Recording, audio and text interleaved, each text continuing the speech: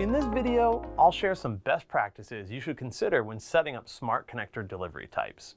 But first, let's discuss a little terminology. When you create a smart connector, you'll have to select a delivery type. This tells the system where your data is located.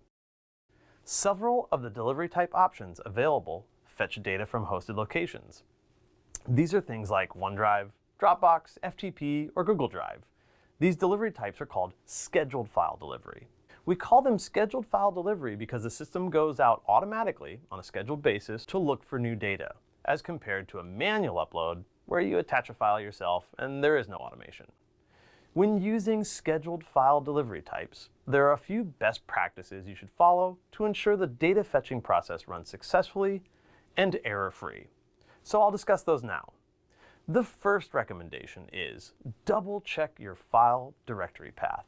What does this mean? Well, for hosted locations, you'll tell the system where you want to pull data from. This might be a file path, which resembles a website URL, or it might be some other reference.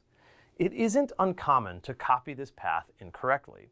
We see a lot of error message simply because this reference path isn't typed incorrectly or completely. So double check everything before saving your smart connector. Okay, the next recommendation is to have a unique folder for every file. What does that mean? Well, when you create a smart connector, the system is going to check automatically for updates. To ensure the right data is being found, we suggest you isolate relevant files into their own folders. This ensures only the data you want makes it into the system. All right, the third recommendation relates to sample files. When creating a sample file, make sure it has at least 2 rows. The first row should contain the names of the fields you want to map, and the second row should include relevant data for each of those fields. What you want to do is train the system to read and interpret your data correctly. Sometimes people will load a sample file with only 1 row, and it can lead to errors in processing.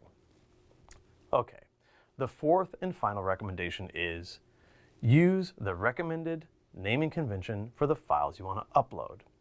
Having a standard naming convention that follows TapClicks best practices will ensure the system always interprets your files correctly. Here's the format for the file name, for example. The smart connector name, underscore, then the date. For example, I have a smart connector called Add Media and some new data for the 13th of October, 2020. In this case, the name for that file will be Add Media underscore 2020-10-13, right, for October 13th. For the date format, stick to the International Standard Date format defined by ISO. That's a 4-digit year, 2-digit month, and 2-digit day separated by hyphens. So there you have it. These are the 4 most common setup best practices we recommend to make sure that your data gets into the TapClicks Smart Connector every time successfully. I hope this helps.